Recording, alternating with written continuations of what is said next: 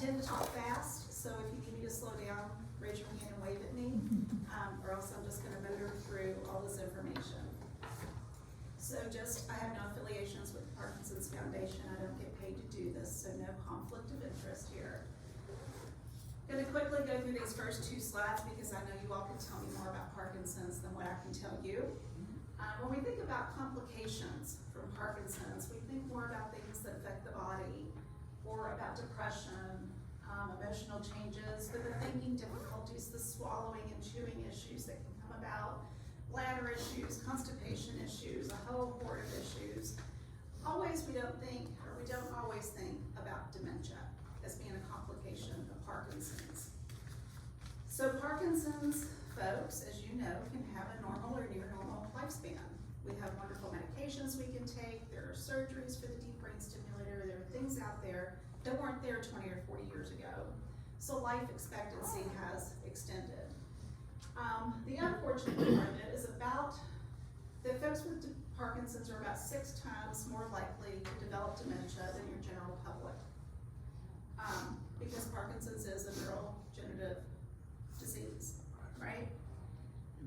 Depending on where you look online, anywhere from 50 to 80% of people with Parkinson's will develop a dementia in the latter stages. Some folks don't live long enough to develop that because of other complications in their body. People who have more daytime sleepiness, hallucinations, visual hallucinations, more movement issues than most, or they're older at the time of their diagnosis of Parkinson's, are also more prone to develop a dementia. Now, Parkinson's disease dementia differs from other dementias. When we think of Alzheimer's is sort of this stair-step decline every year. If I were to do a 30-point mental status exam on somebody, I would expect it to go down about 2 points a year.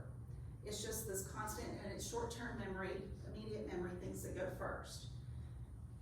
Parkinson's dementia affects our frontal lobe first. It affects our reasoning, our impulsivity, our insight, our judgment, visual perceptions, our executive functioning, how we get through the day planning on our own. That is what Parkinson's develops first. So it's not memory necessarily the first sign that you see. So people think, oh, what's going on? Well, they don't think dementia, but it is a precursor to it. So what is dementia? It is a broad umbrella term, just like cancer or cardiac disease. Dementia is a broad umbrella term that actually encompasses about 160 different types of progressive neurological disorders. So now we're talking 2 progressive neurological disorders, because we have Parkinson's and then if you develop dementia. So you've got this double whammy going on in your brain. These are the most common types of dementia. Again, Alzheimer's, those plaques and tangles that gum up our brain, signals can't get through, and it spreads over the course of our brain. Vascular dementia is blood flow. Blood flow not being as robust to our brain as it was in the past, so those little bitty blood vessels towards the center of our brain die off because they're not getting oxygenated blood anymore. And when that happens, signals can't get through. We have mixed dementia next, that is Alzheimer's or vascular, usually with another type of dementia. Then we have alcohol and drug-induced dementia. People don't always cope well with a major life-changing illness, and some people do turn to alcohol or drugs, and that will add another layer of difficulty to your brain.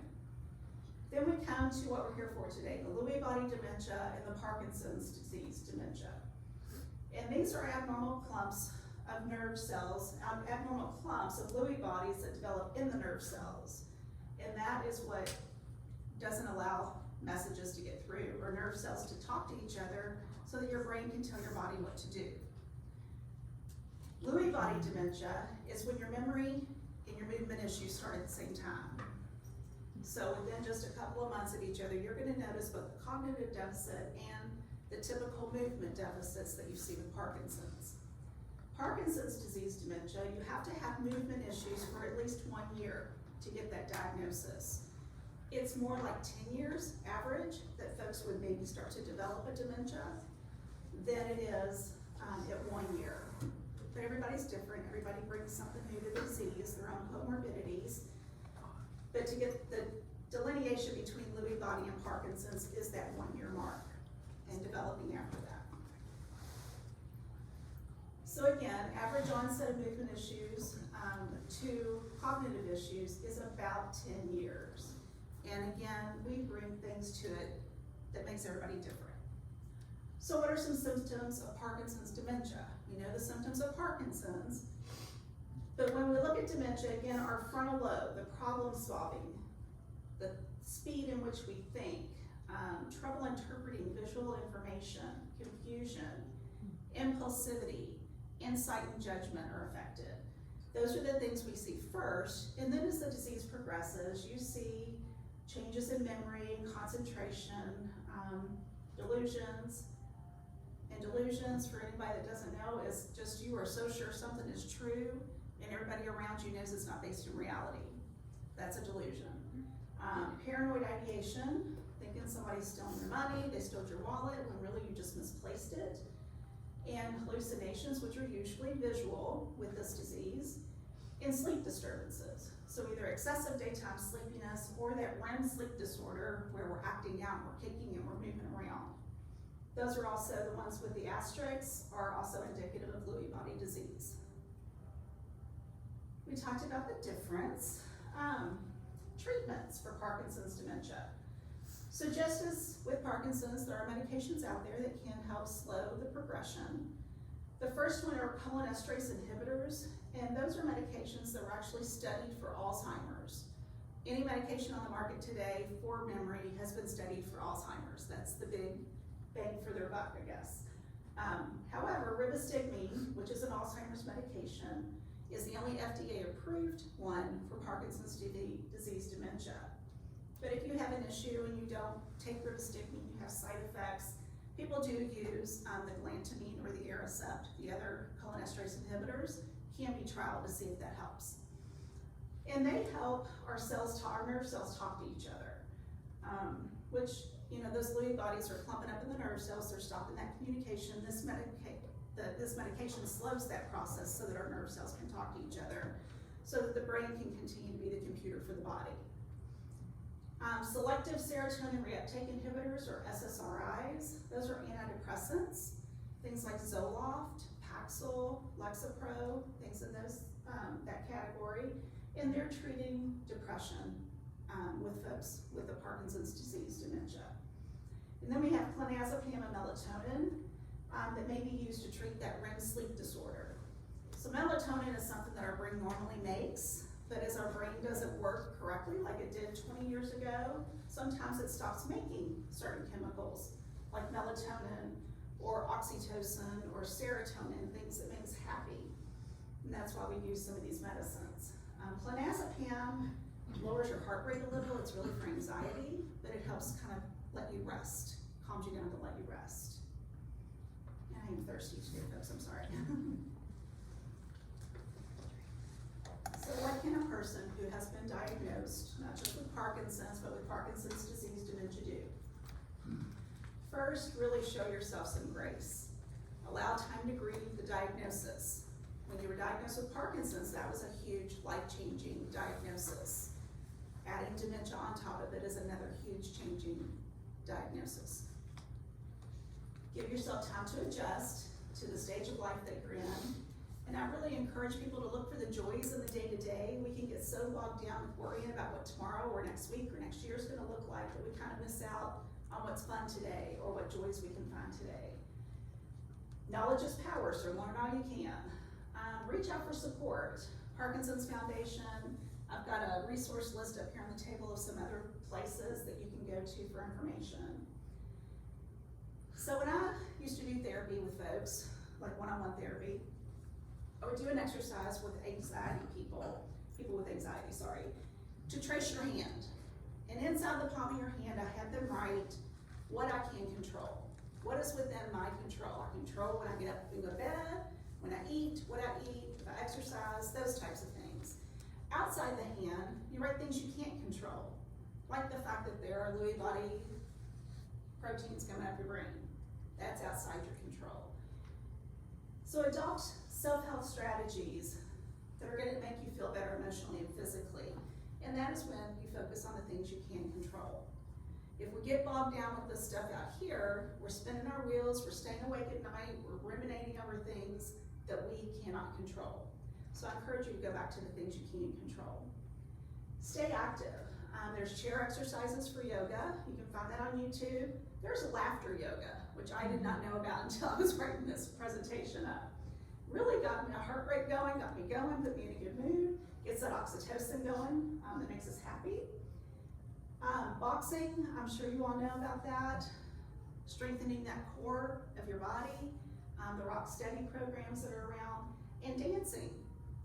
The rhythm section of our brain, movements back here, rhythm section's up here. So when we can't walk very well anymore, we can dance, or we can ice skate, or roller skate, things that have a rhythm to them.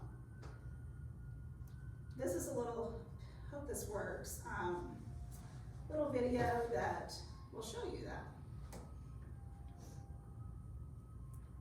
And it has ads at the beginning, I think. So I'll just get it.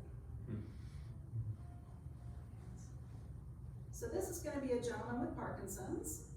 You might need to do the audio. The audio. See if I can get the volume all the way up. No. Erica, do you know what I'm doing wrong? It's on. Shoot. Sorry. Oh, you're Trying to make it good. Let's see if this works. Oh, we still can't hear. I will tell you what she's saying. So she's saying that she works with this gentleman with Parkinson's, and that he's going to show you initially how he walks across the floor on his own. And I would say he's probably moderately through his disease process.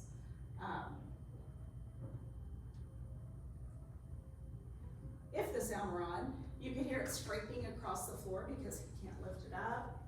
He's shuffling his feet. He's got that gait that's a little bit stooped, short steps, right? Those are things Parkinson's does to us. Right here, his walker gets away from him, making me really nervous. He puts it way out in front of him, leans over, and then has to get his feet to catch back up to the walker.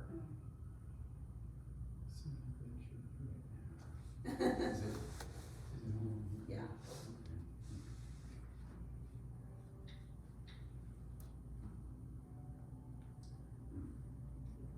So mechanics things are not my forte.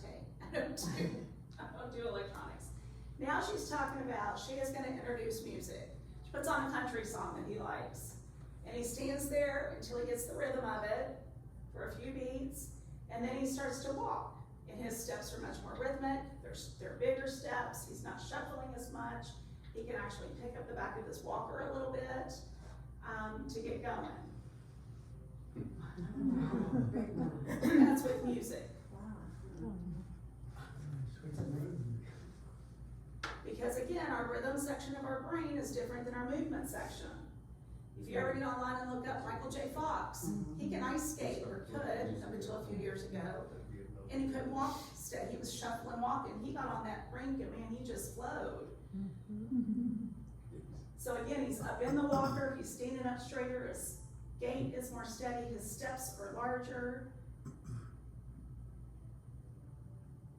Really wish you could hear the music, I'm sorry. I was gonna say, is that music or metronome? It's music, Okay. it's a country song. Oh, okay. He starts singing it here in a minute. Oh. Whoops, oh yeah, why did that go away?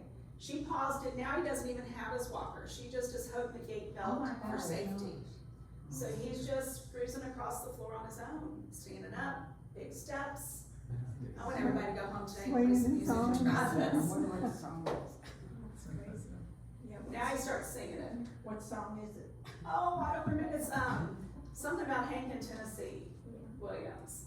It'll probably say it in the, it probably says it in the description. Well, I don't have it shown on here because I have it large. Now they're gonna dance. Oh. Again, rhythm, music, engaging a different part of his brain.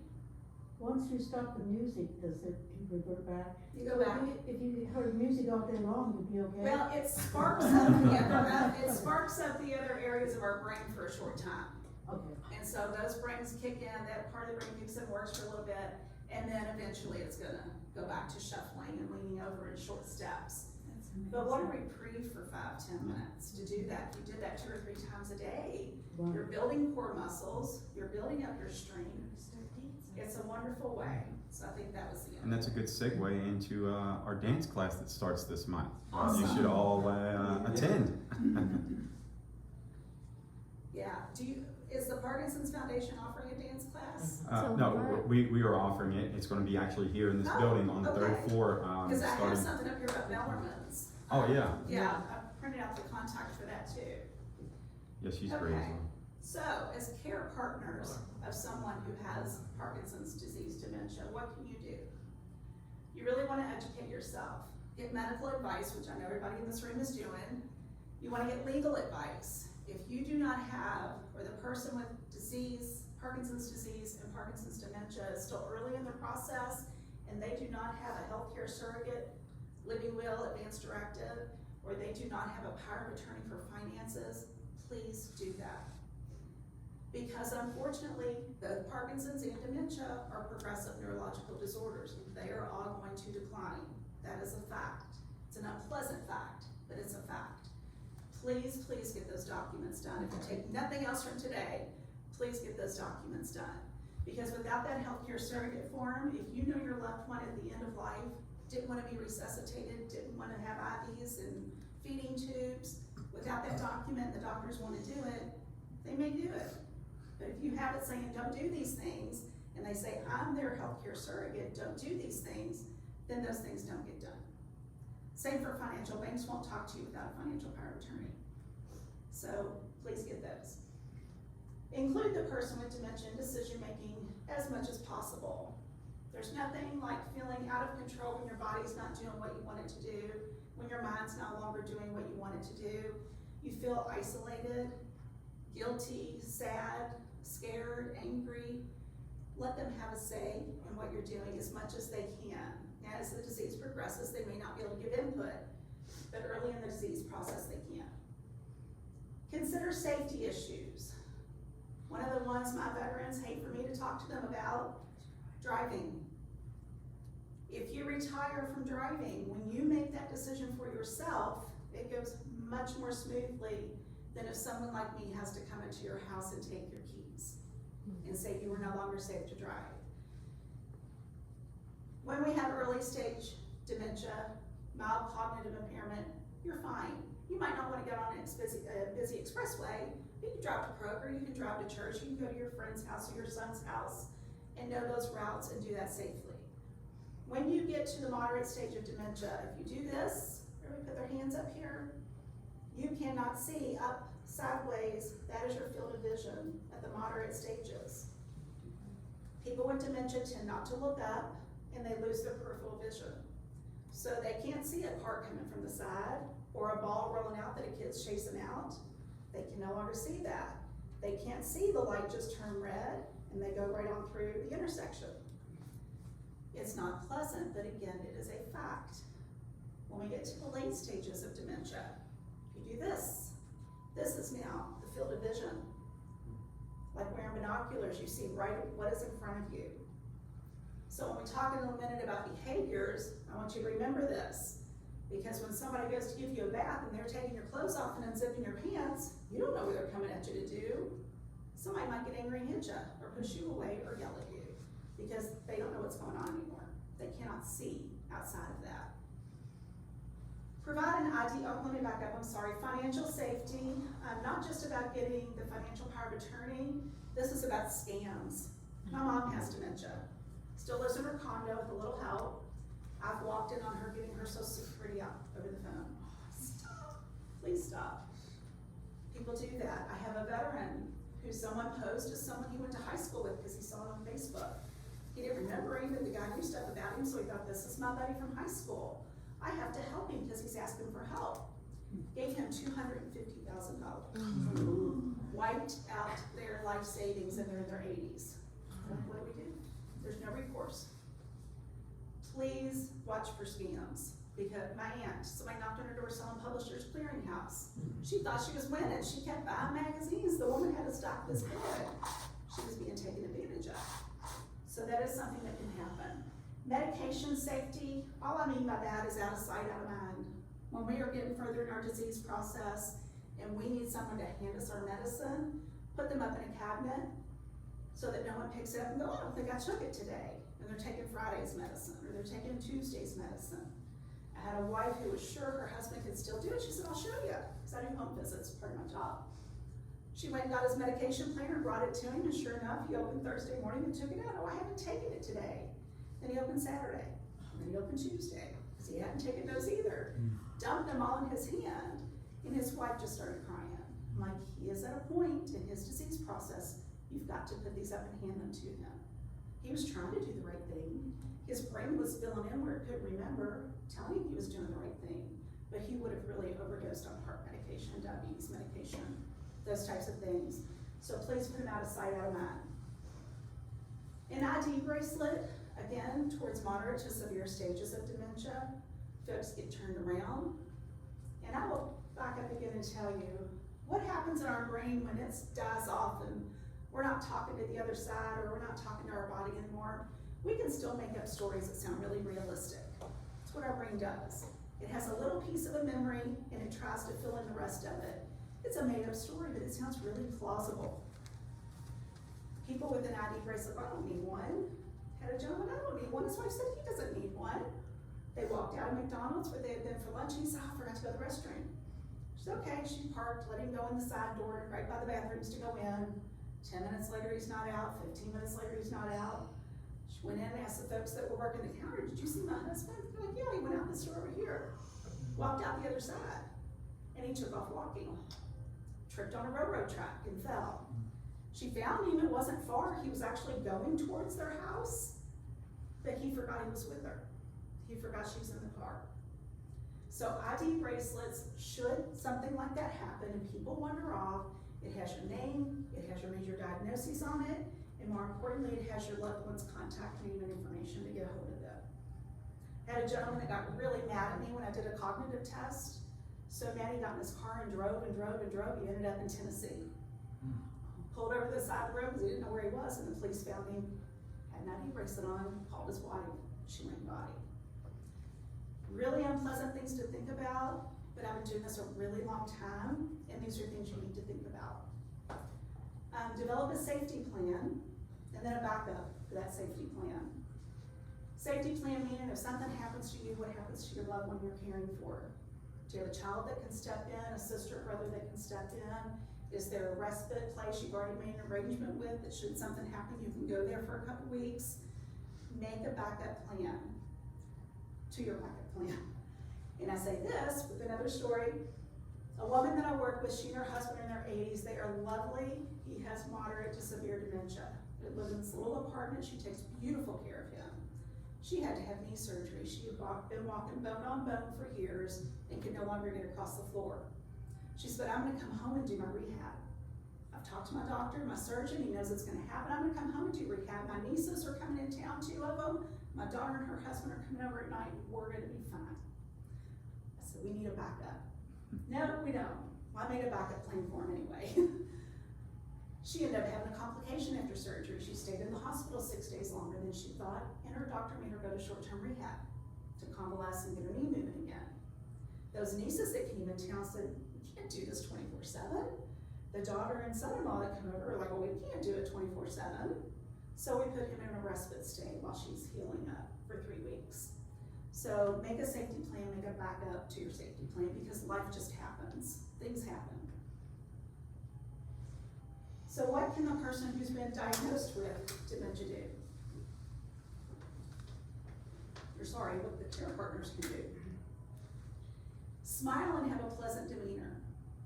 It's hard sometimes. It's a 24-hour, 7-day-a-week job. And we get frustrated because we are human. We get tired, we get short with people, we snap at them. You just told me that 10 minutes ago. Please go sit down. I'm trying to make dinner, please go sit down. They forget, they stand back up, they're right there next to you again. Please go sit down. It's exhausting. But as my dad used to say, you catch more flies with honey than vinegar. If you tell somebody, sit down, that doesn't sound very nice. They don't like how that feels, and so they get angry, or they pout, or they get even closer to you. because now they're scared and they really want to be by you. People with dementia will mirror the caregiver's mood. If you're frustrated, you're angry, you're exhausted, guess what they're going to be? Frustrated, angry, and exhausted. They will mirror your mood.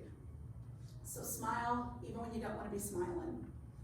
Kind eyes, smile on the face will invite a lot more cooperation if you're trying to give someone a shower, you're trying to help them get dressed, those types of things. Use exercise, diet, and rest for your loved one. Keep them as healthy as possible. Again, back to that hand drawing. Focus on the things you can control. Exercise, diet, healthy as possible. You all know this one again. Give medications at times prescribed. I saw somebody taking medicine when they came in. You gotta take it when the doctor tells you to. The same with memory medicines. You have to take them every day or they don't work. Create and follow a routine. So folks with dementia, again, our frontal lobe here, this is where we sequence things. This is where we initiate things. If we have a moderate to severe dementia, we can't do that anymore. People with dementia thrive on routine. I suggest you get a whiteboard, write up on it. 9 a.m. we're gonna do this, 10 a.m. we're gonna do this. The reason nursing homes work well or adult day centers work well, because they structure it throughout the day. And the person doesn't have to think about what do I do next. It's already there for them. And you help them move on to the next thing as it comes up. Keep an emergency list of numbers on you and on the person with dementia. Put it in their purse, put it in their wallet, put it in their pocket, list of medicines, emergency contacts. Bracelets can be taken off. If you have the ID bracelet again, have a plan, have a backup plan. Keep written track of everything. Really, this is for your sanity. Keep everything in one place. If you put appointments in one calendar and you put tasks in another, you put visits with family in another and medication times in another, your brain's gonna spin backwards, upside down, and whatever. Put it all in one place so you know where to go to look. It's your Bible. You go to it, that's what it is, that's what the day is. Stay calm and be patient. Again, smile and be nice. Ask one question at a time. If you ask, what would you like for dinner? You get deer in the headlight look. Because it's too big, it's too vast, people don't know. What do you mean, what do I want for dinner? What do we have? Do you want a burger or you want chicken? Burger, great, do you want cheese on that? Ask yes, no, either or questions. It takes longer to get to the answer, but you're gonna get an answer versus somebody getting agitated because you're asking them a question they can't answer. So when things are just too much to think about, somebody with dementia is gonna shut down, they're gonna stop talking, they're gonna go inward, and we're gonna have to make those decisions anyway. So if we wanna include them, yes, no, either or. Behaviors. You will sometimes see behaviors from folks at moderate to severe dementia. Mildly, in the mild stages or mild cognitive disorder, which is not dementia, or a mild dementia, people know what's going on, they know their memory's failing, they might get angry, but they can still kind of talk about it. You can still say, hey, let's go do this. People with moderate to severe cannot necessarily do that anymore. We're seeing things like they're sleeping all day, or they can't focus, or they're repeating themselves a lot, they're getting angry, they're avoidant. What we really need to be looking at is what is behind that. Are they scared? Are they grieving? Are they tired? Are they lost? Are they hungry? Do they need to go to the bathroom? What's causing that behavior that's on the surface that you're seeing? Examples of behaviors. So again, more depressed or down, anxious, paranoid. Apathy, meaning detached or withdrawn, not initiating things anymore. I have a veteran who will sit on the couch, his wife works from home. She went in her office for 2 hours, thought he was watching a movie. She came out, the TV's off. She said, what are you doing? He said, I didn't know how to turn it on. So apathy, not engaging, not being able to initiate. Sleep changes, again, that REM sleep disorder. Sometimes people get their days and nights mixed up. There's an article up here for you to take home on sundowning. That's when people's behavior gets worse as the day goes on. If you think of a light bulb that may dim over the day, it's kind of what our brain does. So about 3, 4 o'clock, we're exhausted. We can't think clearly. We get scared, we start acting out, you see behaviors. We get restless, we might pace, we might try to leave the house. Might get angry or aggression, yelling or saying mean things. not the normal personality, I'm sure, of someone. But again, we have a disease that's affecting our brain. We're not acting as we would have 10, 20 years ago.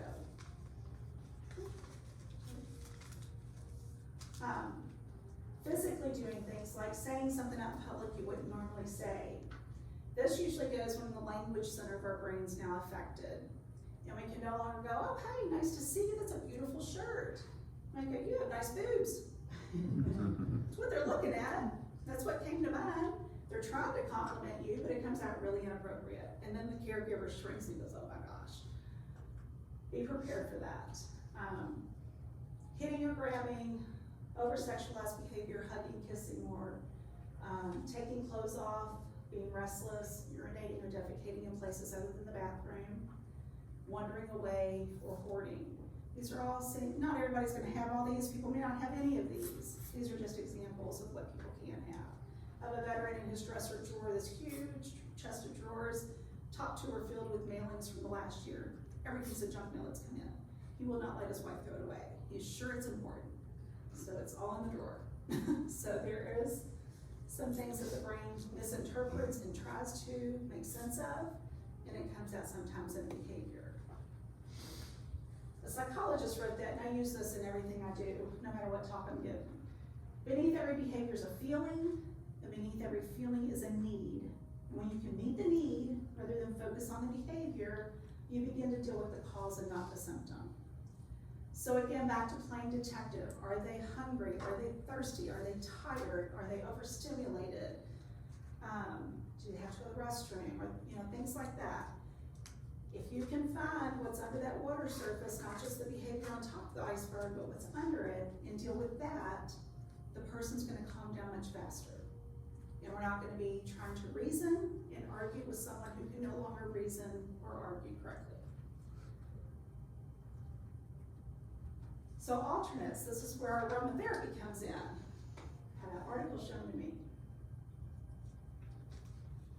There are medications, right, that we can give. There are also non-medical things you can do, non-medication interventions that either complement the medicine or are done in place of the medicine.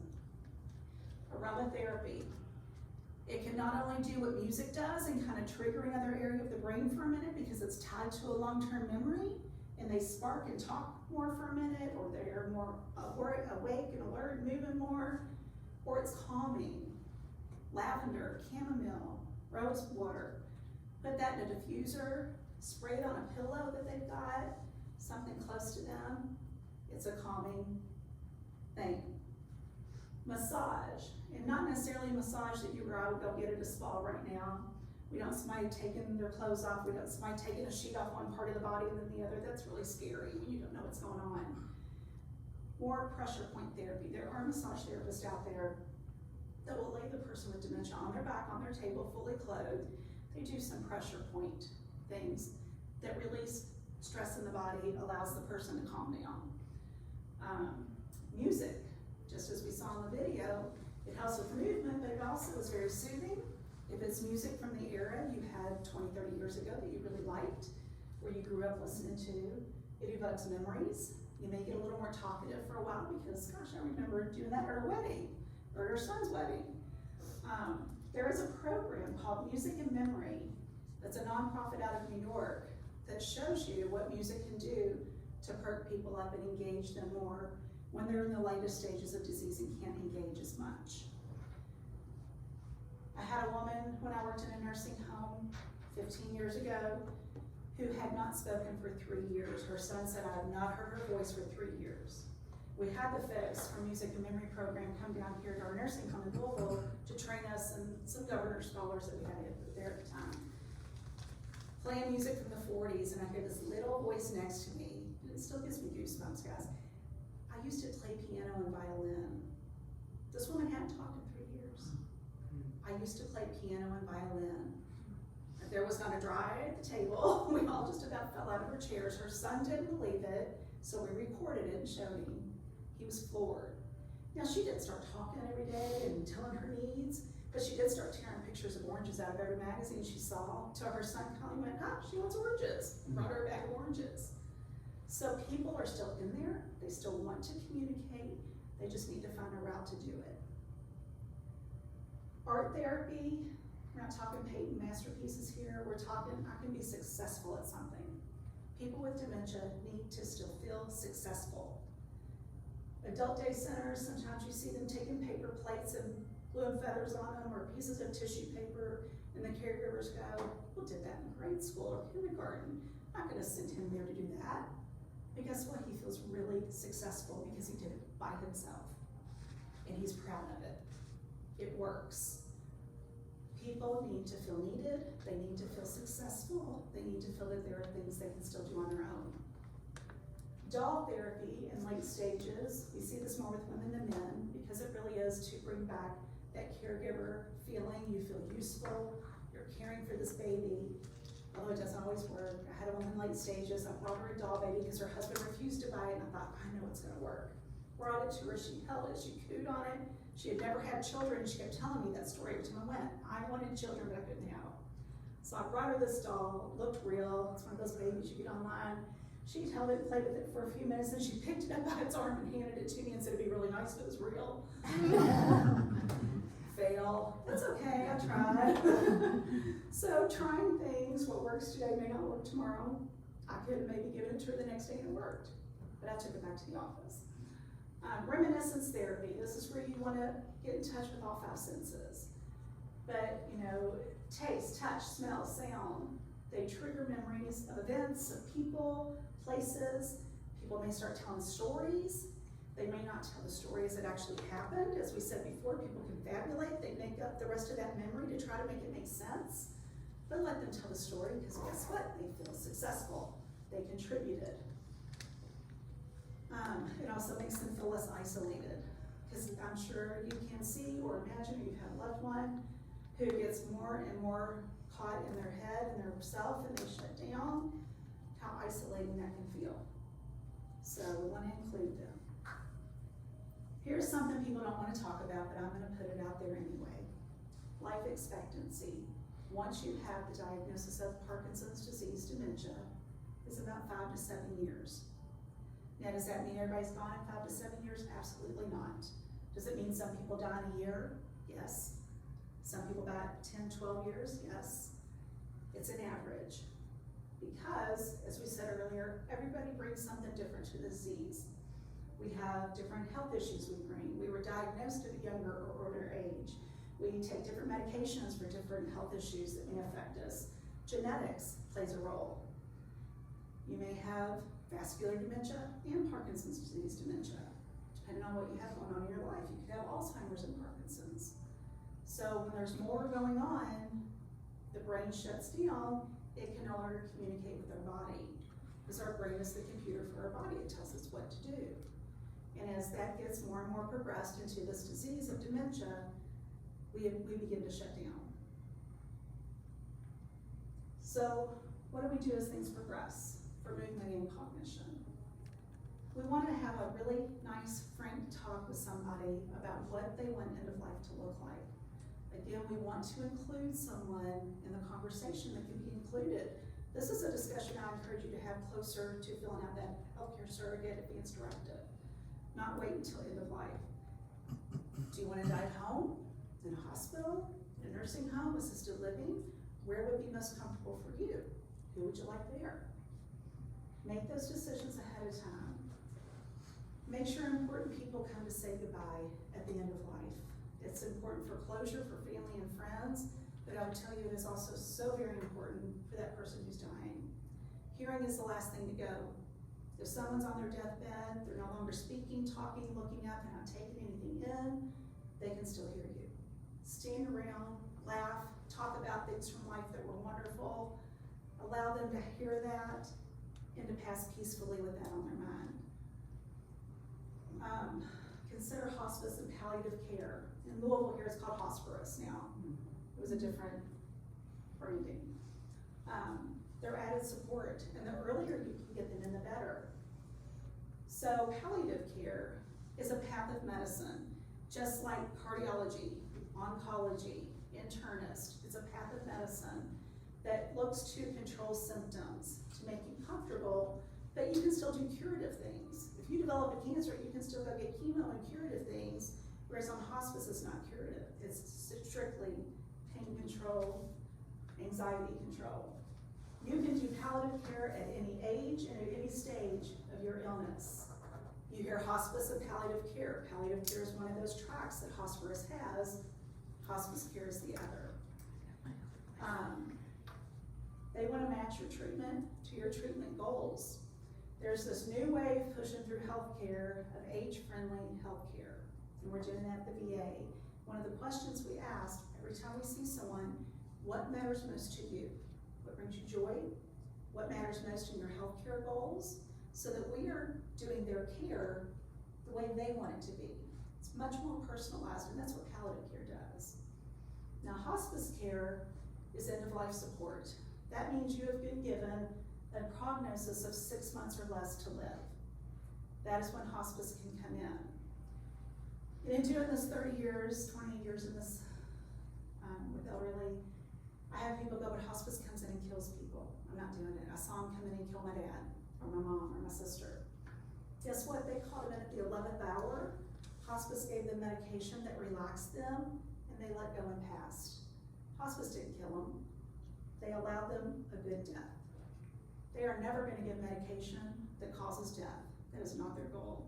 Their goal is to make the person comfortable, to continue education with the family on what they're gonna see so that they don't get too scared. They are gonna work with your primary care provider on medications, what works best for you. They're gonna work with your family. But again, at hospice level of care, the goal is for comfort and management of symptoms, not curative measures. So if someone is actively dying, a feeding tube is not gonna help them. IV fluids aren't gonna help them because their body is shutting down. They no longer assimilate that food or that fluid. You will see people puff up because the fluid's going up into their cells and they get swollen. How uncomfortable that must be. Makes it hard to breathe. If you put a feeding tube in someone who's dying, guess what? We can aspirate on that. It can back up into our lungs just like a piece of bacon or a burger could. It doesn't help at end of life. Now they have their place earlier in disease processes. Somebody gets a stomach virus and they throw up for 3 days, they're probably gonna need a couple of days of IV fluids. That's okay. They're still moving, they're still active. They're up and around, they're not dying. But when someone is dying, which is what hospice care is, please, please reconsider your thought on nutrition and hydration because it doesn't help that person. God made our bodies to where they actually shut down in order. We don't need food and hydration anymore. It can be a very peaceful passing. Hospice can also get you any durable medical equipment for your home that you need, like a hospital bed or a lift or anything to help care for that person. So back to your caregivers, our care partners. What are signs of stress? When we're anxious, depressed, or irritable, when we feel down, run down, when we're overreacting to small things, we have trouble concentrating, we're feeling increasingly resentful to the person we're caring for, we drink or smoke more than we did, we neglect responsibilities or we cut back, we withdraw, we cut back on activities of interest. Signs of burnout, you have much less energy than you had, you catch every bout of flu that goes around because your immune system's shot because you're stressed, you're constantly exhausted even after sleeping or taking a break, you neglect your own needs, either because you're too busy or because you just don't care anymore. Your life revolves around caregiving, but it no longer gives you satisfaction of any kind. You have trouble relaxing even when help is available. You're increasingly impatient and irritable with the person you're caring for, and you now feel hopeless and helpless. These are all very valid feelings, very valid. But you gotta get help. Is there anybody in here who's not been on an airplane? Okay. So when the flight attendant is showing you the exits and she's saying, and in the case of cabin pressure change, an oxygen mask is gonna fall down. The next thing they tell you is if you are traveling with a small child or someone who needs your assistance, put your mask on first. Because you cannot help that person if you don't help yourself first. You're all gonna pass out and die. You gotta put your mask on first. And I preach this to caregivers. I've been with the VA 4.5 years. I do this home program for veterans with dementia. I've had 6 caregivers pass away before the person with dementia because they did not take care of themselves or they didn't heed any safety warnings. I had one man back over his wife and kill her with a truck because we told her not to let him drive. She let him drive just down to the end of the hill to get the mail. He backed over, killed her. I have had a veteran who had COVID. He was a veteran too, and his wife was our patient. He wouldn't go to the doctor because he didn't want to leave her. He didn't want to inconvenience anybody else to come over and take care of her. She couldn't be alone. He died from COVID. People who do not take care of themselves cannot, in the long run, continue and sustain taking care of other people. You can't pour from an empty cup. You gotta fill yours up. As care partners, what can you do? You can come to talks, you can educate yourself. There are 1,000 support groups out there, online or in person, that you can find. Please go to them. I've had people say, oh, it's so depressing. I go and people are talking about end of life things, end of disease things, that my brain's not there yet. Okay, go to another group that might not be talking about that. Or reframe your thinking and being, well, I'm really gonna get educated before I get there. So that when that time comes, because it is a progressive disease, I will be there. Now I'm gonna know what to do. Build in time for yourself each week. Schedule it in like you would a doctor's appointment. On Wednesdays at 2 to 3 is my time. I'm either gonna go take a nap, I'm gonna read a book, I'm gonna take a bath, whatever it is. Build in time for yourself. Get adequate sleep. Again, if you are laying there thinking of everything that's going wrong in life or what you need to do the next day, that's anxiety. Talk to your doctor about it. Get some help for that. It will help you sleep. Because if you don't get a good night's sleep, I know when I don't sleep well, I'm really short-tempered with my son over little things. I'm tired. I don't want to go do other things he wants to do. Get a good night's sleep. Sustain your supportive relationships. Parkinson's may have shrunk your world a little bit. Dementia is going to really shrink your world. It is going to come in and be very small towards the end as things progress. We tend to just let everything else go. Hold on to those supportive relationships because you need them. Those are the people that are going to go, hey, I'm going to come over Saturday so you can get out for a few hours. Or hey, I'm going to cook you dinner next week. What would you like? Those are the people that are going to be there to help. Don't let them go. Value yourself and give yourself grace. Show yourself some grace. Again, we are not perfect people. We weren't perfect parents. We weren't perfect employees. We're not going to be the perfect caregiver. We're going to make mistakes. We're going to yell. We're going to say, don't you remember? When we know we shouldn't. It's okay. We're human. So allow yourself that grace. Control what you can. Back to that hand. Control what you can with diet, exercise, blood pressure, drinking, smoking. Ask for help. People don't know how to help a lot of the time. And what I tell folks is make up a list of things that would be really helpful. Dinner once a week. Somebody could come on Saturday for a few hours. Whatever it is. Somebody come do laundry. Make a list. And at Christmas time when people go, gosh, I don't know what to get you. What can I get you? Hand them one of those. This is what you can give me. This would be life-changing for me right now. It is okay to ask for help. People want to help, they just don't know how. And when you tell them what they can do, they're like, yes, I can go do that for them. Makes them feel better, it helps you, everybody wins. Be willing to relinquish some control. When you have a caregiver come into your home because you need the respite or because you've got to be somewhere else and this person needs a bath or a shower or can't be left alone, they're not gonna do it like you do it.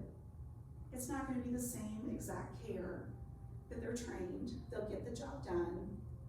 Let them do it, even if it's not how you would do it. You've got to relinquish some of that control, which is very hard to do. I worked at the best nursing home, I think it's the best nursing home in Louisville. Beautiful dementia unit. My aunt had Alzheimer's, my mom and I had to put her in there. I walked off that unit, the door closed behind me and I burst into tears. I knew she was gonna be taken care of, but it wasn't gonna be how my mom and I did it. It was another phase of life we now had to get used to, but we had to relinquish it.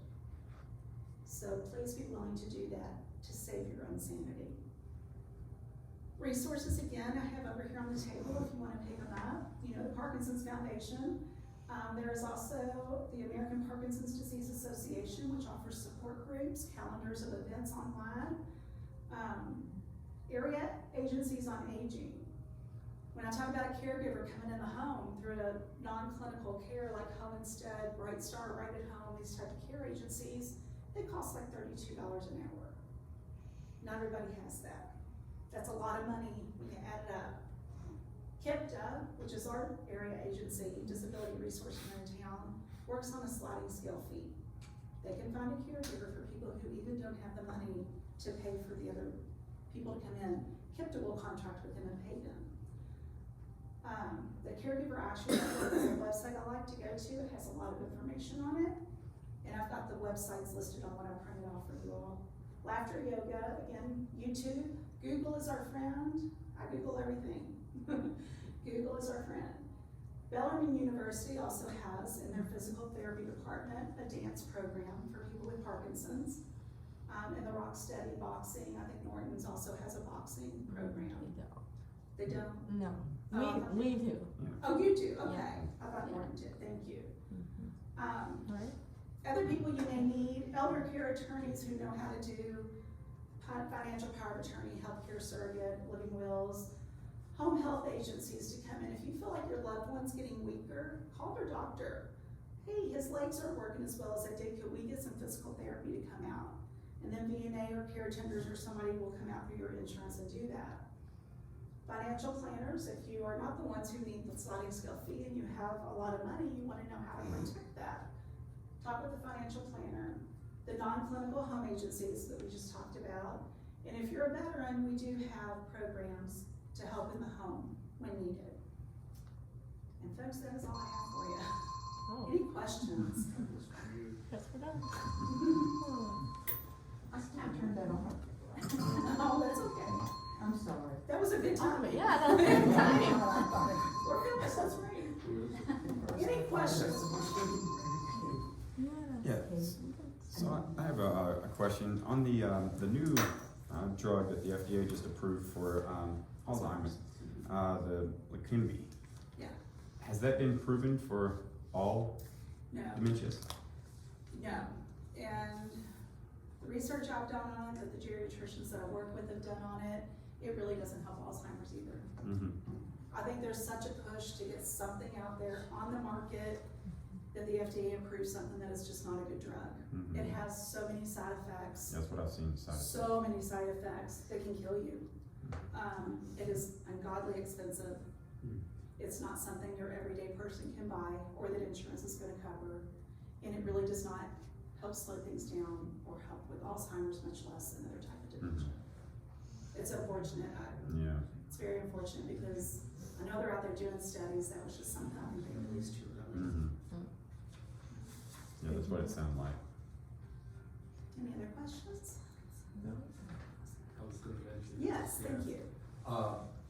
I came across this last week. It's an article that is published in a science journal. It was done at University of California, Irvine, and it showed significant 226% increase in cognitive capacity, just helping people with memory, you know, the things that we all kind of experience as we get older. And it's extremely simple. It's just exposing yourself to a scent diffuser in the evening for a couple of hours. And it doesn't matter what scent. It says put it in your bedroom, run it for a couple hours. I printed off a couple of copies of the article and the reference and you can Google it. Yeah. Google is our friend. So if anybody's interested, I thought, well, that might be helpful, and it's not invasive, it doesn't have side effects, etc. And it probably smells good. Yeah, and it's inexpensive. Inexpensive. I bought one for $25 on Absolutely. Amazon. It Yeah. came with 10 little bottles, and we I've just, seen them at the Dollar General store. yeah, Mhm. we plugged it in just before we came over here. Yeah. So I don't know if it works. We haven't used it Well, yet. it does, because it will trigger another part of the brain to work for a little bit. It's not gonna last, it's not gonna change or slow things down. But what a nice gift to have the other parts of the brain trigger for a little bit. You have more conversation. People recognize you when maybe they didn't before. It absolutely helps. Yes, ma'am. So this big hullabaloo that this Alzheimer's medication hit the market, but it's not really effective. No, Well, what kind of trial did it go through? that I couldn't tell you without reading through. They have an article on Google. If you look at it, it has what they went through. But it even says in their article that it's only like 5 to 10% effective, something very low like that. Wow. Again, I just think they were really just needing to get something out. I mean, the Alzheimer's Association gets a lot of pressure to back people financially, companies. Those companies get a lot of pressure from people like the Alzheimer's Association, or regular people are like, you've got to come out with something. Medical science is getting better, surely there's something. And I think they just felt to put that out there. Yeah, that's why I And it's asked. only for mild stages. It is only in the very beginning of dementia. Cause they did a lot of studies, Yeah. from what I've read, they did a lot. And, it went through still the vigorous process of the FDA, but you normally don't see an FDA-approved medication that has as serious side effects as this one does. And so that's why I asked, because it seemed like that was odd, that, all of them have all kinds of side effects all the Right. time. But this one Tylenol seemed, side effects. had very serious side effects, and so Yeah.